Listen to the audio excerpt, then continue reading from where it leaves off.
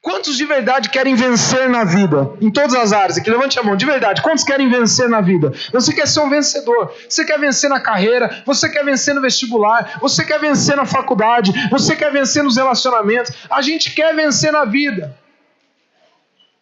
Só que eu preciso que você entenda hoje que para se tornar um vencedor na vida, segundo a palavra de Deus, existem algumas chaves. E a Bíblia traz muitas, mas eu quero falar com vocês hoje apenas 5 chaves para vencer na vida. 5 chaves para se tornar um vencedor na vida. 5 chaves para você ser uma pessoa que vai vencer na vida. A primeira chave é a que mais parece ser contraditória. Mas para você vencer na vida, a primeira chave, ou seja, a primeira atitude, o primeiro elemento para te fazer vencer, a primeira condição para fazer de você um vencedor, é aprender a lidar com a frustração.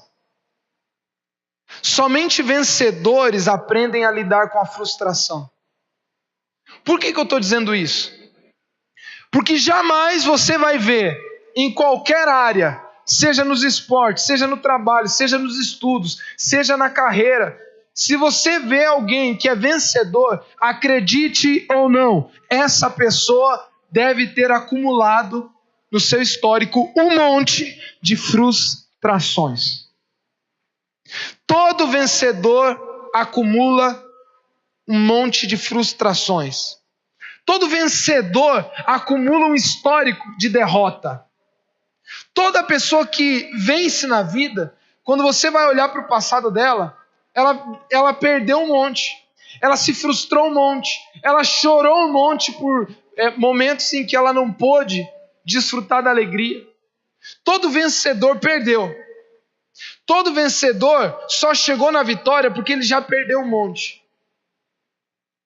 Se você pegar um atleta que hoje o cara é um medalhista de ouro, se ele é o campeão no seu time, se ele é o melhor, seja o que for, toda pessoa que é vencedora, ela pode com certeza contar para você longas histórias de todas as frustrações que ela já passou, dos jogos que ela já perdeu, das disputas que ela nem ficou classificada, dos choros, das tristezas, das angústias que ninguém nunca viu, porque as pessoas veem o sucesso hoje, mas não percebem que muitas vezes atrás desse sucesso está cheio de histórias de fracasso. Adolescente, olha aqui para mim.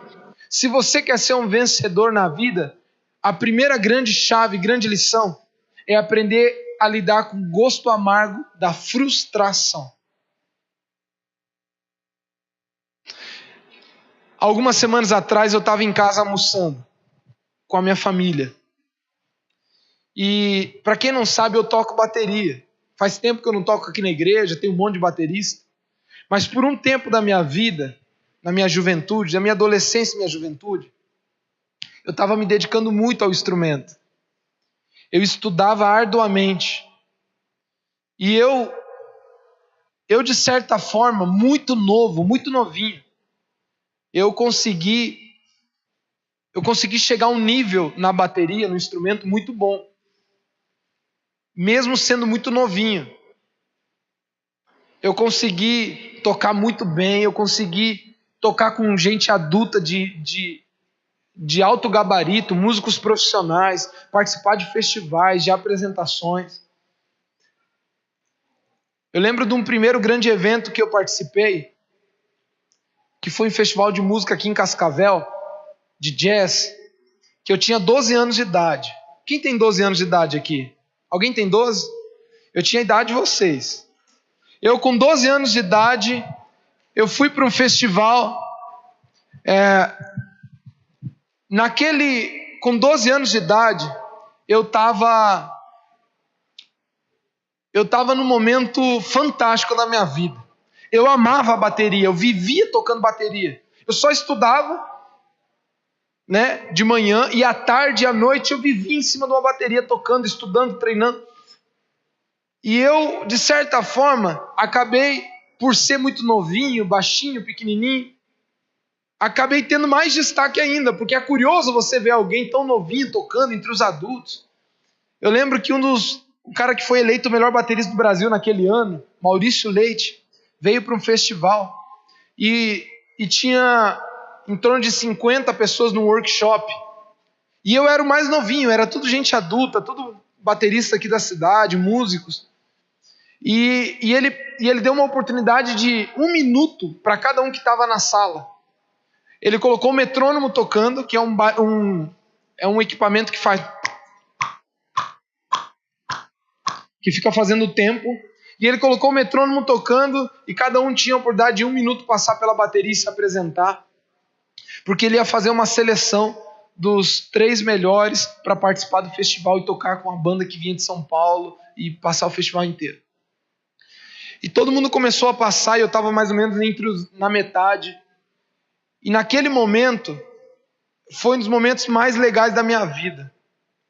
Porque eu estava no meio de um monte de marmanjo, meu irmão estava do lado. Porque meu irmão me incentivava muito. O Paulinho, o carequinho que toca aqui, teclado aqui na igreja. O Paulinho que me levava para tudo quanto é lado, me incentivava. E de repente aqueles marmanjos tudo sentava na bateria e tocava em cima do metrônomo, se apresentavam, aí terminava 1 minuto, vai o próximo, e o Maurício Leite no canto da sala assim anotando os nomes e vendo qual era as qualidades e os defeitos de cada um, porque ele estava selecionando. Você não imagina o nervosismo com que eu fiquei. Por mais que eu estava acostumado a já tocar e eu achava que eu já tocava legal, foi muito tenso se apresentar na frente de todo mundo daquele jeito e sendo avaliado. Eu nunca tinha sido avaliado daquela forma. Eu comecei a ficar muito nervoso. Mas quando chegou minha vez, eu sentei na bateria, o metrônomo começou, e para quem não sabe o que é o metrônomo, é esse equipamento que fica contando em cima do tempo, 60 batimentos por minuto, 100, você coloca a medida. E quando colocou lá, o metrônomo, tá preparado, Rony? Beleza, vai. Aí começou. Eu comecei a fazer um ritmo para dar base para minha apresentação. E no segundo compasso, assim, logo no comecinho, eu saí do tempo. Que para aqueles bateristas, que a gente era, todo mundo estudava, enfim, eu saí do tempo, de nervoso. A primeira coisa que eu fiz, acredita ou não, eu olhei para o meu irmão. Porque eu me sentia muito cobrado por ele. E eu fiquei com vergonha de frustrar o meu irmão. E ele olhou assim para mim, mas ele fez uma cara de encorajamento. Ele fez uma cara, não, vai de novo. Aí, quando eu percebi que tinha errado e ele me encorajou, eu falei, posso começar de novo? Eu era o único que tinha parado o metrônomo para começar de novo. Quando o Maurício falou, é um piazinho, né? Vai, tá bonitinho. Todo mundo, tadinho, deixa o menininho tocar na bateria. Quando me deram a oportunidade de novo, eu falei, não, pode ir. E o metrônomo começou a tocar. Eu acho que foi o minuto mais intenso, mais feliz, mais satisfatório que eu toquei bateria na minha vida. Eu destruí, debuiei, modéstia à parte, né? Eu toquei demais. Talvez porque eu era pequenininho, era o único com aquela idade. E também porque eu toquei legal naquele momento. Quando eu terminei, todo mundo começou a aplaudir. E todo mundo ficou assustado.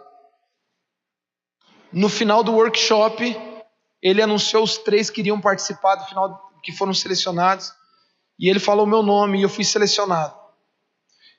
Eu acho que foram poucas as vezes que eu me senti tão vitorioso na vida, com 12 anos de idade.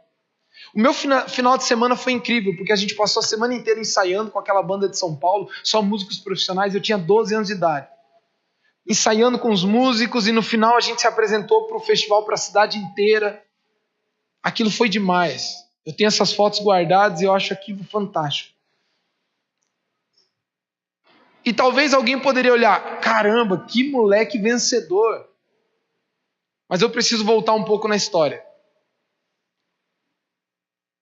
3 anos antes desse episódio, meu pai era pastor numa igreja no 14 de novembro, no bairro Esplanada, lá, um dos últimos bairros lá, perto do Trevo, indo para Foz do Iguaçu.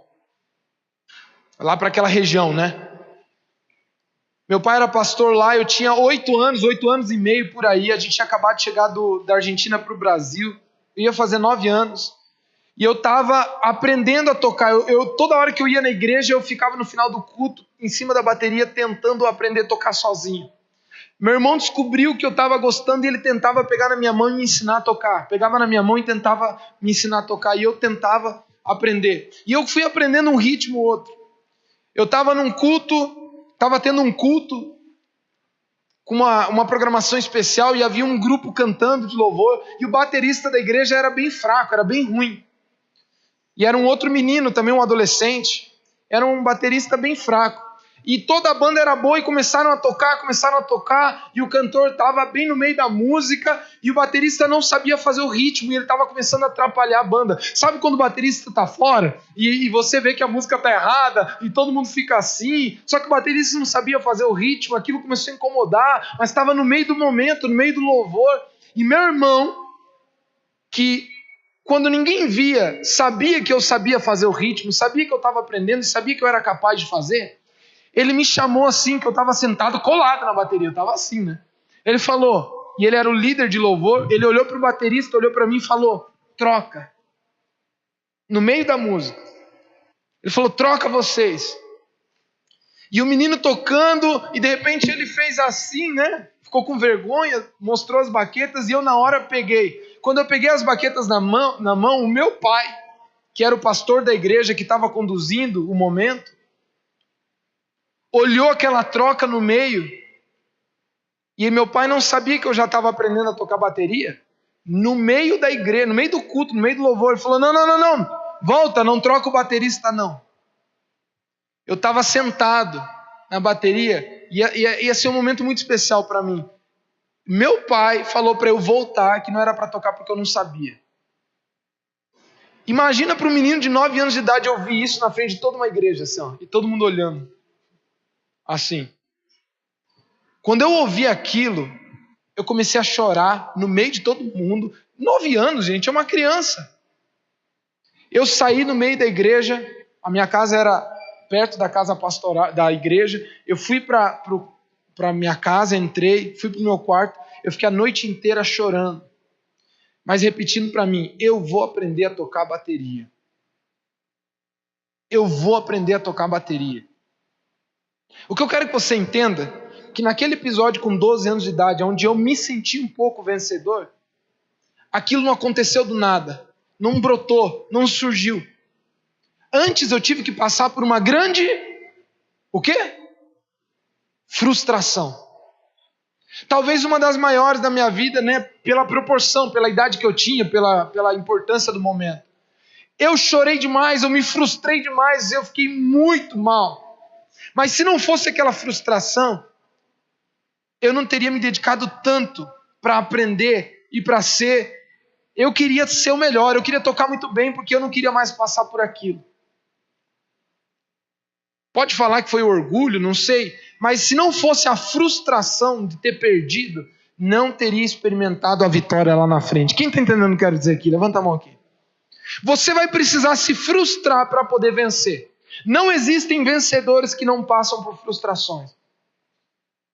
Tiago capítulo 1, versículo 2. Abre aí a sua Bíblia agora. Eu preciso que você leia esse texto. É muito importante que você leia esse texto. Tiago capítulo 1, versículo 2.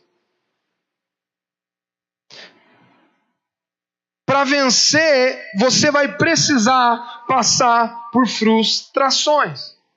Tiago, no capítulo 1, no versículo 2 ao 5, diz assim, ó: meus irmãos, considerem motivo de grande alegria o fato de passarem por diversas provações, ou frustrações, você pode colocar aí.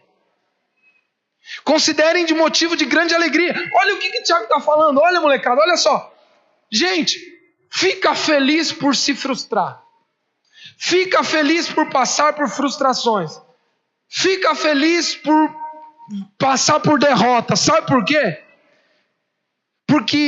Pois vocês sabem que a prova da fé de vocês produz perseverança. E a perseverança deve ter uma ação completa, a fim de que vocês sejam maduros e íntegros, sem que lhes falte nada na vida de vocês. Olha o que Deus está dizendo. A frustração te leva a você se tornar uma pessoa completa. Agora, você que está entendendo que para ser um vencedor você vai ter que se frustrar. Quantos agora, de verdade, estão dispostos a passar por frustrações na vida? Levanta a mão assim. Quem está afim de passar por frustrações? Se tiver que chorar, vai chorar. Se tiver que engolir, vai engolir. Mas a frustração vai formar a pessoa que você pode se tornar nas mãos de Deus, um vencedor. Segunda chave. A segunda chave para você vencer na vida. Não tem como, gente. Trabalho duro. Agora, não é porque eu estou falando que frustrar faz parte, é que você vai se acostumar com a derrota. Falando, faz parte. Eu perco tudo mesmo. É bom. O pastor disse que quanto mais me frustrar, mais vencedor você. Então a pessoa já entra já para perder. Já estuda já pensando em reprovar. Vou responder, porque se eu tirar nota vermelha, o pastor falou que quanto mais frustração, mais vitorioso. Não é isso que eu quero dizer. Eu quero dizer que vitoriosos são aqueles que tentam vencer e que passam pela dificuldade de não vencer e de engolir a frustração. E seguir pronto para a próxima.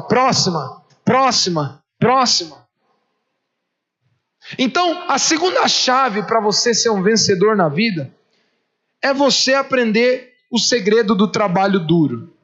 Não existe vencedores que não ralam. Olha, eu preciso falar uma coisa para vocês aqui. Mica, dá um pouquinho mais de retorno aqui, porque eu não estou ouvindo como é que tá. Aí dá a impressão que está baixo. Por isso que eu... Só mais de retorno aí eu grito menos. Olha só. Quem está aqui fazendo temperamentos aqui com a gente no Imersão? Levanta a mão quem está fazendo temperamentos. Olha só. Muito legal temperamentos, a matéria. E eu acabei compartilhando com vocês algumas características dos temperamentos. E uma das características do melancólico e do colérico é que, por motivos diferentes, mas eles acabam sendo mais disciplinados e mais lutadores. O colérico não tão disciplinado, é mais por garra mesmo, por vontade de ganhar. E o melancólico muito mais por disciplina e por diligência. Mas eu quero dizer uma coisa para vocês, que eu disse lá na aula de temperamentos. O que leva normalmente, às vezes, melancólicos e coléricos terem mais experiência de vitória? Sabe por quê? Porque eles têm no seu temperamento a vontade de ganhar. O melancólico porque ele não quer fazer as coisas erradas. E o colérico porque ele quer tomar a frente de todo mundo. Não quer dizer que sanguíneos e filomáticos não são vencedores. Não quer dizer isso. Só estou falando que essa característica do temperamento demonstra o quanto a vitória está relacionada ao trabalho duro. De verdade. Quem aqui se arrependeu no momento de uma prova de não ter estudado? Levanta a mão aqui. Você falou, ai droga, eu podia ter estudado. Sabe? Salgadinho. Quem aqui, na hora que você pega a prova e você está na metade dela lendo, você fala, eu sabia que eu devia ter largado o celular. No meio do negócio, fala, mas... Agora, escuta aqui comigo, olha aqui. Agora, você cai em si, que poderia ter estudado mais, poderia ter ralado mais, poderia ter se esforçado mais. Essa é a prova, essa é a demonstração. Gente, aqui comigo. Essa é a demonstração de que todos nós, tanto aqueles que se dedicam quanto aqueles que são preguiçosos e mais relaxados, todos nós, no final das contas, nos damos conta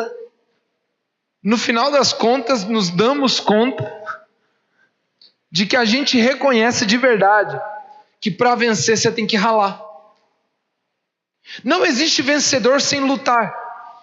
Não existe vencedor que não enfrenta a dificuldade e rala. Não existe mágica, gente. Eu amo o Beto Carreiro nesse sentido. Não tem como alguém falar, meu nome lá, nem tinha percebido.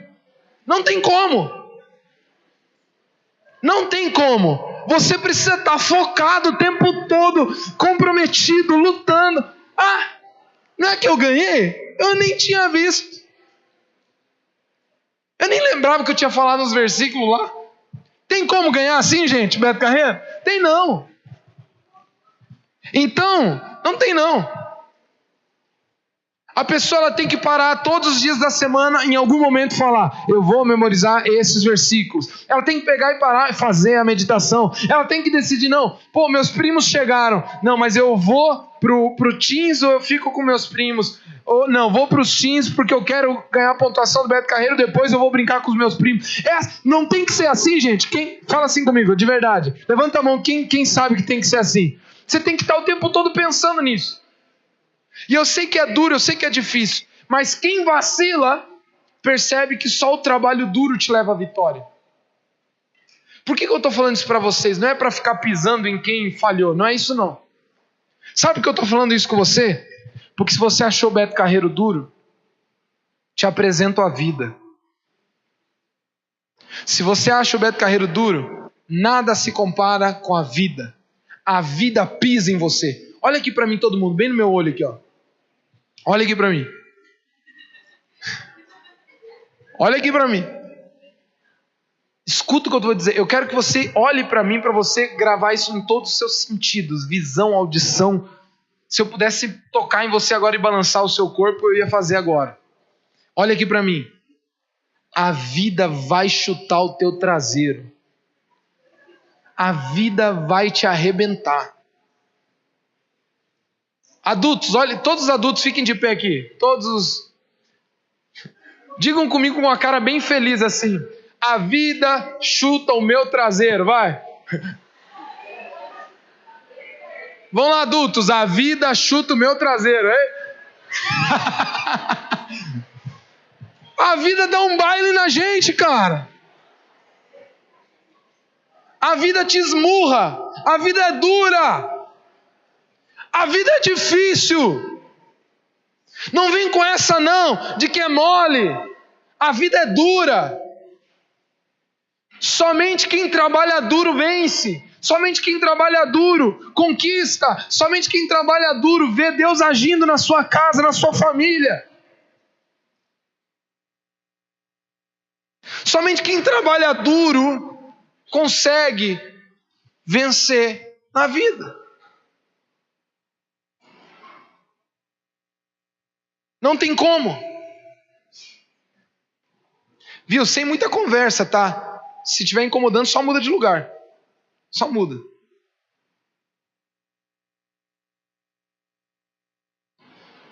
A vida vai te dar olha, a vida vai te dar uma surra. É assim. Uma das surras mais importantes que eu levei da vida. Eu estava acabando de vencer a frustração dos meus pais me darem a notícia que eu não poderia fazer a faculdade que eu sonhava fazer.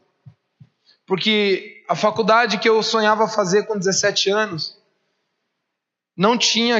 só tinha uma faculdade que tinha esse curso aqui em Cascavel, e era extremamente caro. Foi quando o curso surgiu aqui em Cascavel, 2006, acho que foi, por aí. Era caríssimo, que era a faculdade de psicologia. E a pública era só a federal em Curitiba. Só a federal em Curitiba era mais perto para eu poder fazer psicologia. Ou pagava caríssimo, não tinha ProUni, Enem, essas coisas, não tinha nada. O Enem nem existia. O Enem era um curso meia boca que ninguém dava bola. Lembra quando o Enem não era nada? Não tinha esse negócio que tem hoje, todo mundo, né? Não, era difícil. Então, pagar aquela faculdade era impossível. Eu sabendo disso, no meu terceiro ano, quando eu entrei no terceiro ano, quando eu comecei o terceiro ano, saí do segundo ano e comecei o terceiro ano, falei, eu vou fazer psicologia. E eu contei até no Imersão, para quem estava no Imersão, por que eu me motivei a fazer. Quem lembra por quê? Do cara que foi no meu trabalho lá e fez uma leitura fria comigo. Eu falei, e eu comecei a me dedicar aos estudos de uma maneira insana, como eu nunca na vida. Eu sempre fui meia boca. Eu sempre fui medíocre. Eu era o cara do 80, assim, sabe? Tamo aí, tô passando. Eu tava de bem com todo mundo, eu era amigo de todo mundo. Fazia os trabalhos rapidão, assim, não era o melhor, mas fazia de um jeito que desse a nota, mas para ficar conversando com a galera. Meia boca a vida inteira. Primeiro ano não estudei bem, segundo ano não estudei bem, só tirava nota o suficiente para passar. Mas no terceiro ano, o bichinho dos estudos me picou. O bichinho dos estudos me picou. O bichinho dos estudos me picou. Eu falei, não, esse ano eu vou estudar. E eu mudei de colégio e comecei a dar o meu melhor. Eu comecei a estudar, comecei a fazer os simulados. Cara, eu escrevia tanta redação porque eu amava ler, né? Eu lia bastante, então para mim escrever fluía de uma forma. E eu escrevia redação, eu treinava e eu estudava. Eu voltava, eu ia primeiro, os 3 primeiros meses eu ia a pé para casa, eu ia a pé lembrando das aulas, falando em voz alta o que eu tinha aprendido para memorizar. Aí depois, os outros meses, eu peguei um tempo que eu ia de ônibus para minha casa, eu ficava 40 minutos trocando de ônibus, 50, aí eu ficava lendo, eu estava estudando igual um maluco, ia fazer monitoria à tarde quando dava na escola. Na metade do ano, o meu pai viu que eu estava me empolgando demais, eles não estavam levando a sério. Eles não perceberam que para mim estava sendo muito sério. E aí meu pai falou, viu, Ronas, eu já te ouvi falar algumas vezes que vai fazer psicologia para Federal em Curitiba. É isso? Falei, sim, pai. Isás. Só que a minha mentalidade era de fazer uma faculdade. Eu não tinha mentalidade adulta de que para morar em outro lugar tem que pagar, tem que morar com alguém, tem que ter aluguel, tem que ter comida, tem que ter tudo isso. E meu pai falou, filho, eu achei que você já tinha percebido, a gente não tem condições de pagar a sua estadia em outra cidade. Não tem como. A gente não tem como. Então eu sugiro você já começar a encontrar uma outra faculdade aqui em Cascavel para você ficar aqui. Porque não vai dar para você ir para Curitiba. Pode cancelar. Aquilo me frustrou muito e eu desanimei nos estudos. Larguei tudo. Larguei mesmo. Só fui para a aula Tem que ver o meu boletim do terceiro ano. Esses dias eu peguei para juntar a documentação, que eu estava fazendo documento e passaporte e tal. E aí peguei os documentos, peguei o meu boletim. É de chorar. Tudo 6, 7, 7, 6, 6, 7, 7, 6. Só para passar o segundo semestre.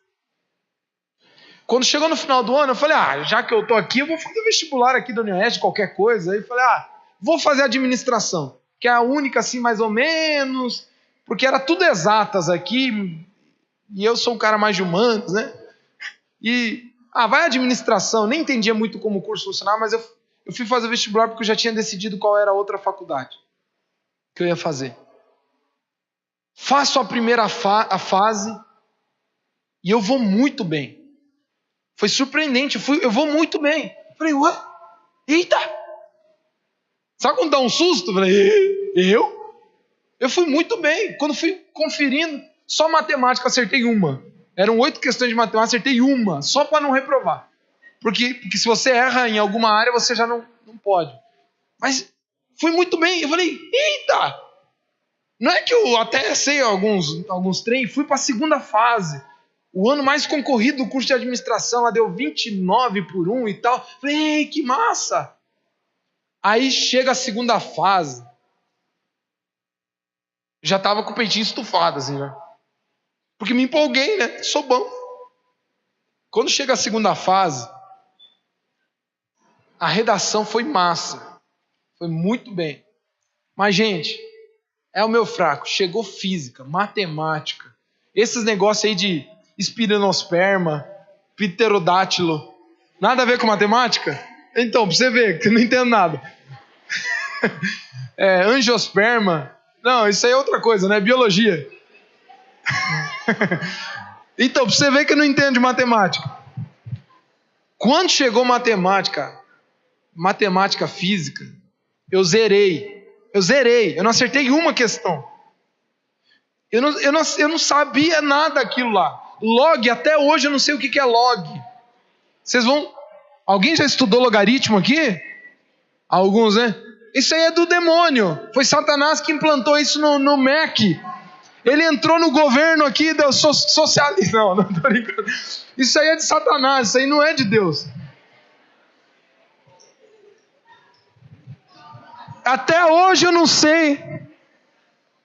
É coisa que o Micael e o Muriel entendem aí, mas eu Eu não entendo nada disso, não. Eu zerei. Sabe qual é o primeiro sentimento que me deu? Escuta uma coisa aqui, ó. Olha aonde eu quero chegar.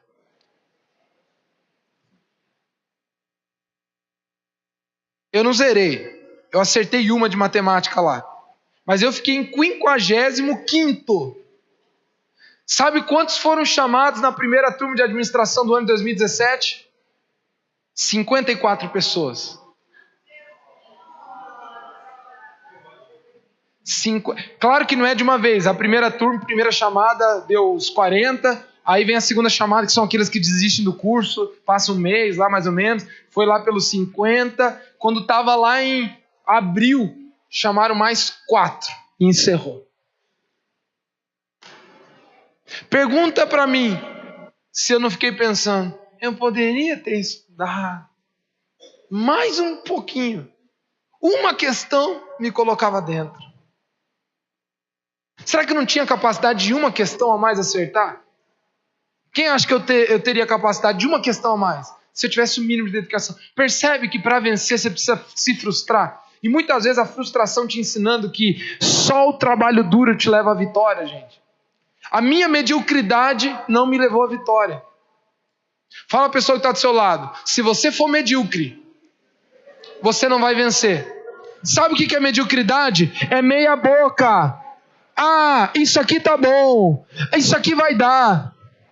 Tem uma pessoa que eu louvo a Deus pela vida dela. Não vou citar aqui o nome porque não vem ao caso. Mas é um teen que ele memoriza os versículos na segunda-feira.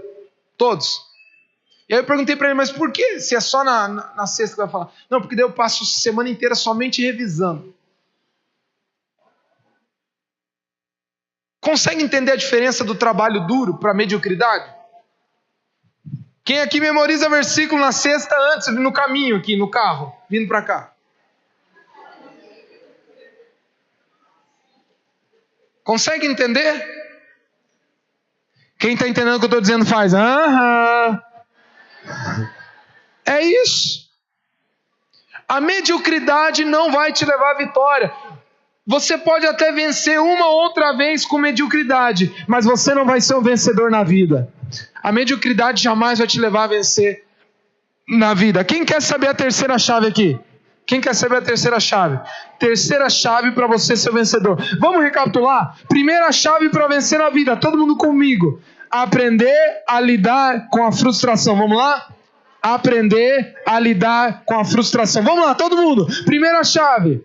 Aprender a lidar com a frustração. Segunda chave para vencer na vida, o quê? Trabalho duro. Todo mundo vai? Trabalho duro. Para vencer na vida você tem que ralar. Você sabe como é que se forma o músculo? Alguém sabe como é que se ganha o músculo? Como é que o músculo é formado? Você sabe dizer? Como é que se forma?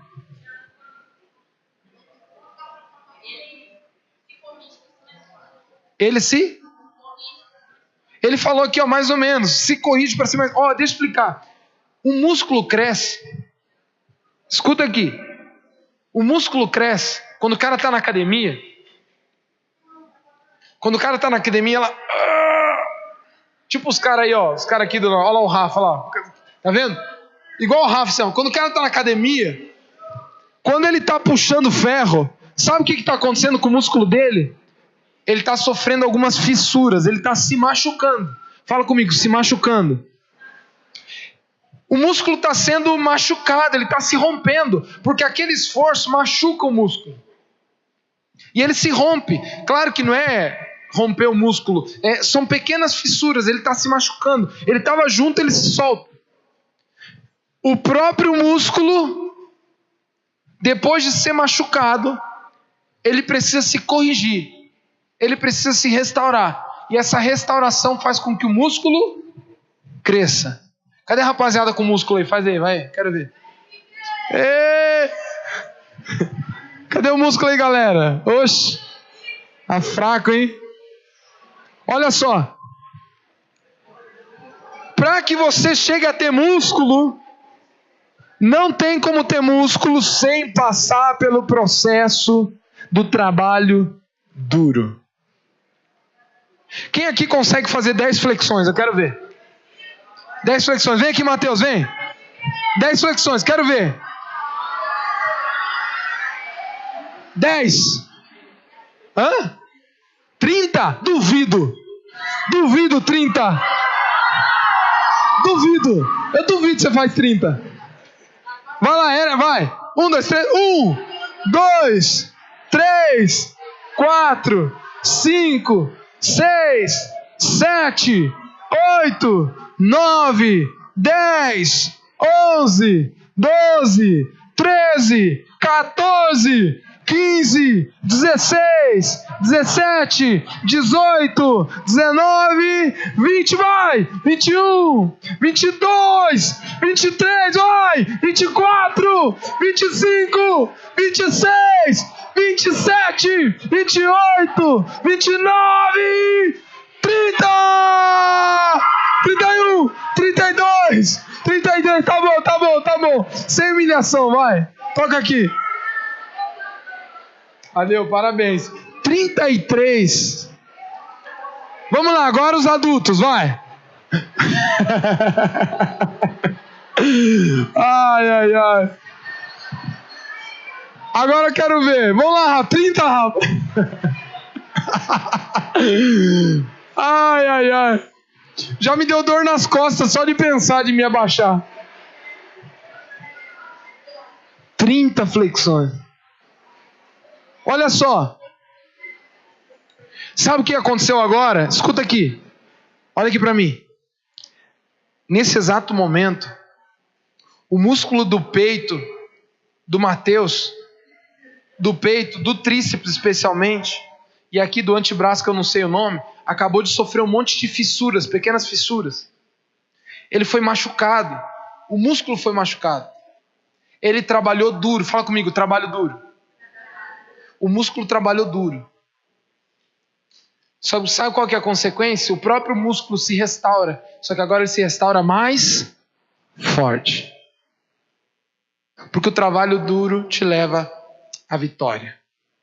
Terceira chave para vencer na vida é a humildade. Eu quero falar uma verdade muito séria para os adolescentes. A vida vai exigir de você, alguns momentos, a sua capacidade de abaixar a cabeça. Em momentos em que você se sentir injustiçado. Mas a palavra de Deus diz que a recompensa da humildade, do temor do Senhor, é riqueza, honra e vida. A recompensa da humildade, do temor do Senhor, é riqueza, honra e vida. Eu quero fazer uma pergunta para alguns de vocês aqui. Quem aqui já se sentiu injustiçado? Levanta a mão. Pode abaixar. Eu acredito que quando você se sente injustiçado, eu digo para a Mayara, constantemente, já falei essa frase várias vezes, que eu acho que o sentimento de ser injustiçado é um dos piores sentimentos que alguém pode sentir. É muito ruim, é amargo. Dá ânsia de vômito, dá vontade de bater, e ao mesmo tempo de chorar, dá vontade de gritar e dá vontade de não falar nada. É um troço muito louco. Sabe quando você leva a culpa por algo que você não fez e não acreditam em você? É terrível, não é? É a coisa mais terrível que existe. Sabe chorar de raiva? Porque uma coisa é chorar de... Ele não gosta de mim. Ai, amiga, o que eu faço? O crush. É até gostoso chorar disso. Até a gente gosta, sabe? Chorar quando teu time perde, né? Oh. Vai, Corinthians! Né? É até gostoso. Agora, chorar de injustiça tem o gosto mais amargo que existe. Dá um nó. Sabe aquele choro que você não consegue chorar porque arde a garganta? Porque parece que tem algo entalado aqui? E a pessoa pede ainda para você falar e você não consegue explicar e fica parecendo que você realmente é culpado porque você não consegue falar. Viu? É você mesmo. Dá vontade de pegar um 38 e dar na cara da... Porque é um choro que nos inabilita a fazer alguma coisa. Sabe por que a injustiça é tão cruel e a gente sente um gosto tão amargo? Porque a injustiça, ela mexe diretamente com o nosso orgulho. Só alguém extremamente humilde aceita passar por uma injustiça de cabeça baixa. Tem que ter uma humildade messiânica de Jesus. Nós fomos ensinados a não levar desaforo para casa. Os nossos pais, os nossos familiares, a nossa cultura fala para o seguinte para você: você tem que lutar pelo que é o seu. E isso é uma verdade. Mas eles avançam e falam o seguinte: não deixa ninguém te passar a perna, derruba ele primeiro. Sabe umas frases assim? Para de ser trouxa, estão te deixando para trás. Sabe umas frases assim? Parece um idiota, fica aí, os teus amigos só... E frases que nos fazem acreditar num seguinte valor. É errado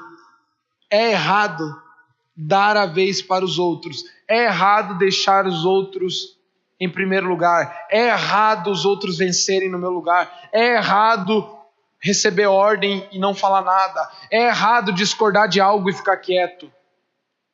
Principalmente numa geração em que a gente está sendo estimulado no bom sentido. Você precisa debater as ideias, você precisa colocar o seu argumento, você precisa colocar o seu contraponto, e parece muito bonito isso, e a Mayara sabe que eu sou um cara que gosta de discutir, nossa como eu gosto, mas não por implicância, porque eu gosto de duas pessoas que pensam diferente tentar um convencer o outro. Eu adoro essa ideia do debate. A coisa que mais eu tinha vontade de ser advogado é para ficar discutindo um com os outros, é isso que mais me motivava a ser advogado. Um cara fala uma ideia e eu acho que eu tenho outra e ver quem ganha. E nós estamos numa geração em que a gente é estimulado a isso, é ou não é? Não abaixa a bola, não. Se o professor falou e ele está errado, discute com ele, aponta e tal. E parece que existe algo muito bom por trás disso, mas eu quero que você entenda o espírito que está por detrás. O espírito de orgulho e de falta de humildade, que faz a gente acreditar que a gente não pode abaixar a bola para ninguém. Não abaixa a bola, não.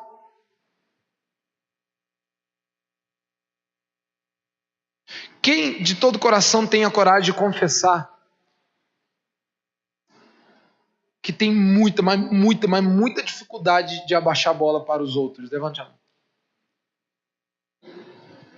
Amém. Obrigado pela sua sinceridade. Mas eu preciso te dizer uma coisa. Quando a palavra de Deus diz a humildade e o temor do Senhor, a recompensa da humildade e do temor do Senhor é a riqueza, honra e vida, é que existem alguns princípios que você só vai entender desfrutando. Por exemplo, eu comentei com a galera do Imersão que eu amei uma frase que eu aprendi agora nessas épocas de eleição, que é uma historinha, uma mini historinha assim, que eu achei incrível, que o discípulo chega para o mestre e fala: mestre, qual é o segredo da felicidade na vida? E ele fala: não discutir com idiotas. Aí o discípulo fala: não, eu discordo dele. Você tem razão.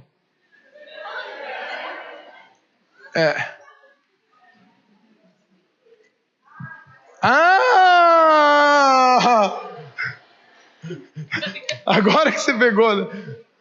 Sabe o que isso quer dizer? Existem coisas que na teoria parece que é derrota. Imagina o sábio concordar com uma babaquice do idiota. Mas o que ele está querendo dizer é o seguinte: a minha sabedoria está além da sua compreensão. E a minha vitória, ela é incompreendida com a tua sabedoria popular. Deixa eu explicar uma coisa. Rafa, entenda uma coisa. Este mundo não consegue acreditar que humildade te leva à vitória. Humildade é coisa de gente fraca. Porque o que é humildade? Humildade é o que Jesus fez. Humildade é aceitar uma aparente derrota temporária porque sabe que por detrás ele sabe quem é e quem ele era, o Filho de Deus. A palavra de Deus diz que imitemos o comportamento de Cristo, que mesmo sendo Deus, não tomou por direito ser a Deus. Mesmo sendo Filho de Deus, não ficou falando isso para todo mundo. Antes, se fez como servo, se humilhou e ainda colocou os outros em primeiro lugar. Entende o que a Bíblia está dizendo em Filipenses capítulo 2? Está dizendo o seguinte: Jesus tinha o direito de chegar assim, ó, na terra e cravasse uma espada com fogo para todo mundo. Falou: vocês estão mortos, cambada! Cheguei! Vocês vão tudo para o inferno agora. Jesus tinha o direito de chegar com a faca assim, ó, só... A Bíblia diz que no final, no Apocalipse, eu gosto desse Jesus, que Jesus vai chegar num cavalo com cabelos brancos, com olho de fogo, só... Nossa! Só Hadouken! Só que sabe como é que ele começou? Sabe qual foi o primeiro passo que Jesus deu? Se tornou servo. Se humilhou. As pessoas cuspiam na cara dele e falavam: ué, você não é Deus, não? Você não é Jesus, não? Filho de Deus? Sai dessa cruz aí. Escuta uma coisa. Vão te humilhar algumas vezes, e até injustamente, mas muitas vezes você vai ser humilhado. E você vai ter que passar pelo gosto amargo de não abrir a boca. É exatamente aí que a tua vitória está sendo construída. Como pessoa, como cristão, como ser humano. Todos aqueles que estão dispostos a vencer precisam estar dispostos a se humilhar. Quem entende o que eu quero dizer aqui de verdade? Tinha uma frase que é muito comum em vendas: quem tem razão, muitas vezes não vende. Porque tinha vendedor que ele preferia discutir com o cliente do que concluir uma venda, para não perder a razão. O orgulho dele não adiantava em nada. Quem quer ser vencedor aqui mais uma vez? Levanta sua mão, de verdade. Quem quer ser vencedor? Primeira coisa, aprenda a lidar com as frustrações. Segundo, trabalhe duro. Terceiro, humildade. E eu vou encerrar essa mensagem semana que vem. Tá bom? Mas eu quero fazer uma oração com todos agora. Feche seus olhos. Deixa o seu material agora, depois você guarda. Eu quero liberar. Escute o que eu vou te dizer agora. Eu quero liberar para vocês uma palavra profética na vida de vocês, de verdade. Guarda no seu coração o que eu vou te dizer. Se você estiver ouvindo o que Deus tem falado para você hoje e nos últimos meses aqui no Nova Teens, se você tem aprendido alguma coisa, principalmente com o que eu disse aqui agora, acredite no que eu vou dizer. A sua vida vai ser extraordinária. Sabe o que é extraordinário? É fora do normal. Eu consigo ver aqui, eu olho para vocês de todo o meu coração, eu consigo ver aqui pessoas incríveis, os melhores profissionais em suas áreas, pessoas que vão vencer, que vão ter casamentos abençoados, que vão ser... Olha, hoje eu vi uma notícia incrível. O advogado mais jovem a defender uma causa no STF, 18 anos de idade. Eu quero te ajudar a fazer umas contas. Com 14 anos de idade ele passou na faculdade de Direito, ele passou no vestibular de Direito da UNB, da Universidade de Brasília, com 14 anos. Ele não tinha nem feito o ensino médio. Ele ganhou na justiça o direito de fazer a faculdade porque ele provou que tinha um conhecimento.